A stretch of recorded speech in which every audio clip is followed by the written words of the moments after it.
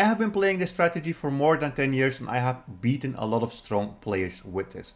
So I will teach you this strategy. Of course, we play pawn to c4 on the first move, and this works best if your opponent plays pawn to e5, which is the most popular response. So that is a good thing. We want to develop our knight. Then we want to play g3. And then here they are attacking my knight, but that's actually not a problem here. And then I want to play bishop to g2. Okay, so black is exchanging this knight. That's not, well, I was going to say not super common. It depends a little bit on the lower rating levels. It is more common, but it's not something we have to worry about. It doesn't mess up the strategy. So this is just our basic setup. Always c4, knight c3, g3, bishop to g2. There is one thing I have to say is, of course, against the English, what they can do is they can always very early on play pawn to d5, in which case I always recommend taking and then just playing bishop to g2. And then you can still use the same strategy, but here we are going to get a more normal position because, of course, not everybody goes for that particular line. So I'm going to explain the very basics of the strategy first. We want to create a killer bishop, and with that I mean we want to have a very strong bishop for the entire game, attacking this b7 weakness.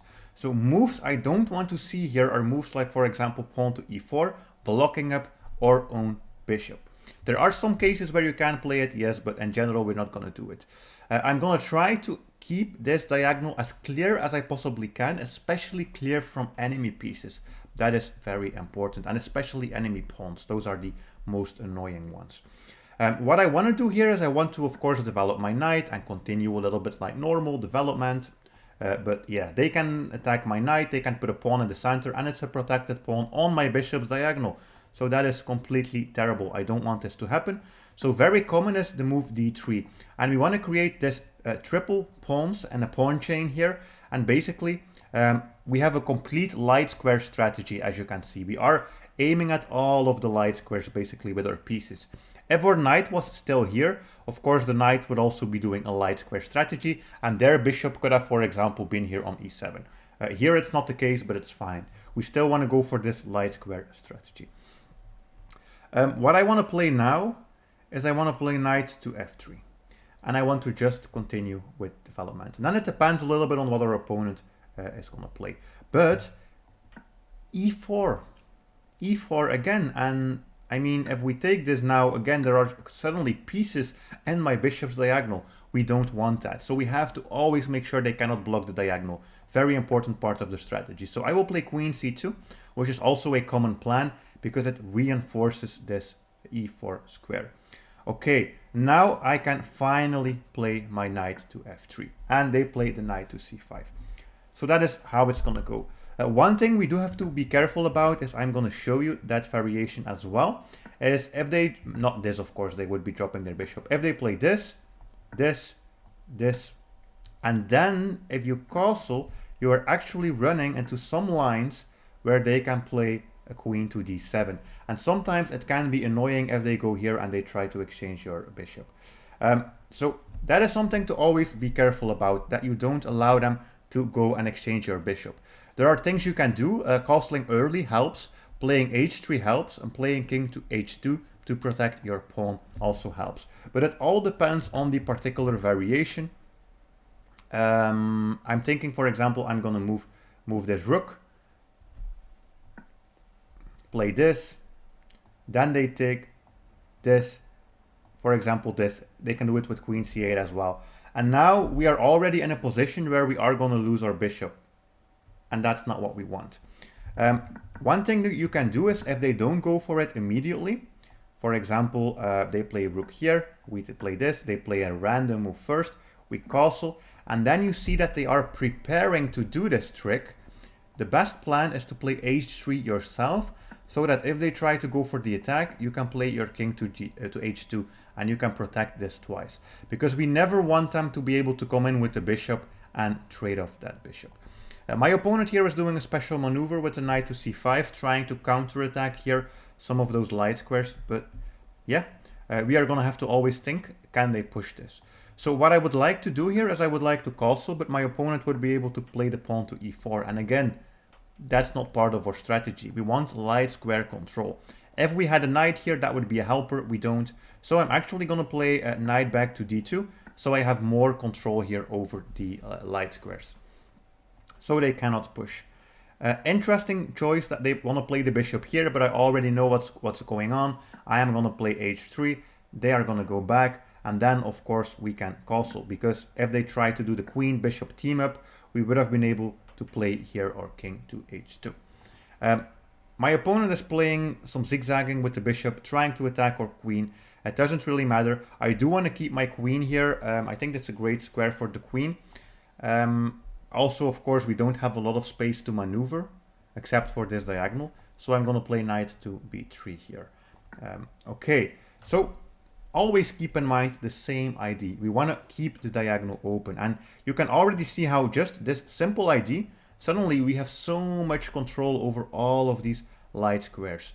There are some variations where I even play a3, b4, b5, sometimes try to trade away here on c6, sometimes play a5, a6 as well. But here, since the pawn was traded, that is not the case. But it's always about light square control. Okay, so what are we going to continue with? We do have the strong bishop, but of course there are no tactics yet, because this knight is protecting that. So I am just going to play this inactive bishop that we are not using. I am going to threaten to take their knight, of course, because if I take their knight, if they have to recapture with the pawn, I would be winning this. But they are defending it like this. Okay. And there will always be multiple different variations. Of course, your opponent can play a bunch of different plans, but you always just want to keep in mind the light square dominance of this bishop. There are a couple of plans that we can play here. You could, for example, try to take, of course, not with your knight. That would be a very big blunder, for example, with your bishop. But they are going to replace the knight, and I don't immediately see a plan. And we also gave away a bishop. So, yeah. One very simple plan here that we can do is to push the pawn to d4. This is possible in the variations where you have a pawn on e3 supporting or a pawn on c3 supporting, as we have here. So that is something we can play here, which makes a lot of sense. They have to move this knight. Or they can take, but then they are undoubling our pawns and basically recreating the same problem. They have to move the knight, and now you can suddenly see we have what we always wanted, the light square dominance. But of course, we also have to be really careful in this particular position, because yes, we can take this, but they are going to activate an extra attacker. And if we go all the way back, let's say they take, we take, knight takes d4, and we are also losing a pawn. So we don't want to rush things. That is very important with this strategy. No rushing. We want to play solidly, we want to play slowly, and slowly build up the pressure. Even if we can take it right now, we are not going to take it. I'm actually going to unpin my queen. I'm not sure, d3, c3, I think all of them are good squares. I will play queen to d3 because of the light square control. As you can see, we have a lot of control, and they are trying to protect. So it's all about this bishop. So there's not really anything to memorize. A move like d5, although it's not a bad move, I wouldn't like in this position. Not at least before we have won something here on the queen side. So I wouldn't play this. They play queen here. So I'm again thinking, how can I continue the attacks? There are a couple of plans. We can just activate rooks here. Usually your a rook, very common as well. We can also jump with the knight. But you don't always have a knight here on this special square b3. So I'm just going to play this first. Okay, so I want to build up the pressure further. We already have the bishop here. I am thinking about a move like knight to a5, attacking this. It's going to be attacked 3 times. If they push it, we can basically grab the rook. So that is the plan. Very simple. It's a very simple middle game plan. It's just all about light square control here. Here we have to be super careful, of course, that we don't fall for the simple trick. We take here and black takes this. That would be very devastating. I could try to solve this with the king to h2. But of course, if we play the king to h2, it doesn't really fix the problem because the bishop is still needed as a defender. I'm actually going to play pawn to g4 here to block this queen's diagonal. Okay, and now they are attacking the knight. If we take this, they can take, and then we have to do something here. You can see the knight is under attack. We would have to move it back. So we can basically just here win the rook. So that's just the rook we can take, and that is some material advantage we have. We do have to be careful because we created some weaknesses here, but there's not really anything going on immediately. Our knight is also under attack. We want to move it back. They are trying to attack, but usually you will always survive this, especially as we have traded a little bit more pieces as well. There are a couple of plans you can play here. I am actually going to try to eliminate some of these attackers, so I'm going to play bishop to c1. My opponent is playing strong here because they are trying to basically counterattack as much as possible.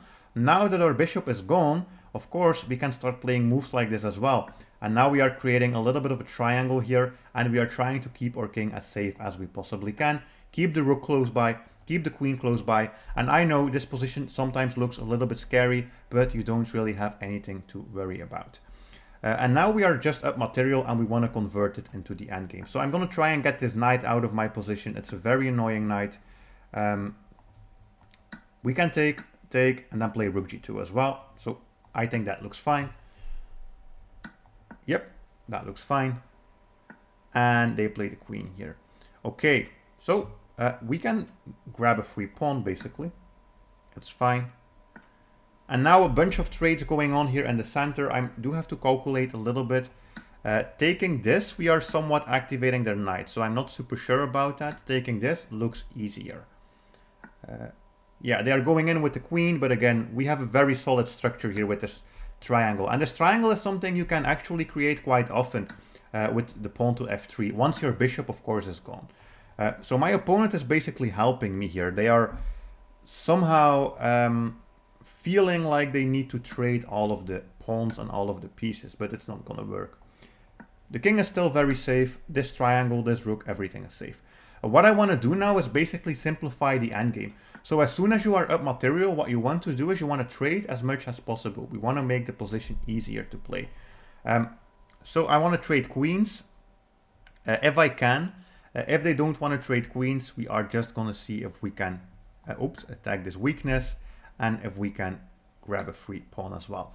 I don't have anything to worry about. My king always has the escaping square here, the escape hatch, basically, in case something goes wrong. Yeah, I don't know. I don't think there's any specific variation here that's the best, but I'm just trying to look for trades, basically. The more trades, the happier. Queen here would make me super happy. Knight there, it's all right as well. Still, I want to trade the queen. I'm thinking if there's any way to trade the queen, but I don't really see one. Yeah, I don't really see one. I'm gonna move back the queen for now. Okay, we might have to activate this rook because with this rook out of the game, it's not super comfortable. More trades is always better, and it's also free. And we can activate, we can activate the rook here as well. So yeah, it's a very simple middle game strategy. As I said, we're not really looking for any firework, nothing too spectacular. We just want to go for the light square control. Going in with the queen, it's never a problem. We are always safe here. And I'm just trying to see if we can slowly make some progress here in this endgame. My opponent trying to, move around, make things complicated, but our king is always super safe. Sometimes I'm going to see if I can propose a trade of queens, and this time he will have to accept it. Or, he can actually still go here as well. But there is rook to d5 and queen to d8.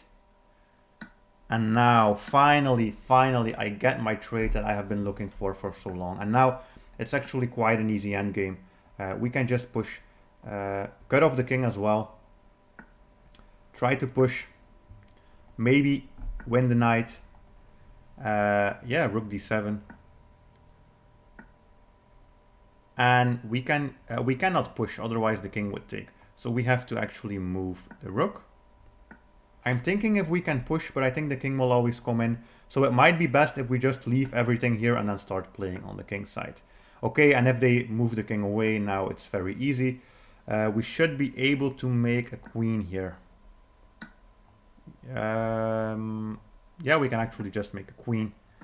And then get a winning endgame like this. So very easy, just try to keep in mind, make your bishop a killer bishop and light square control.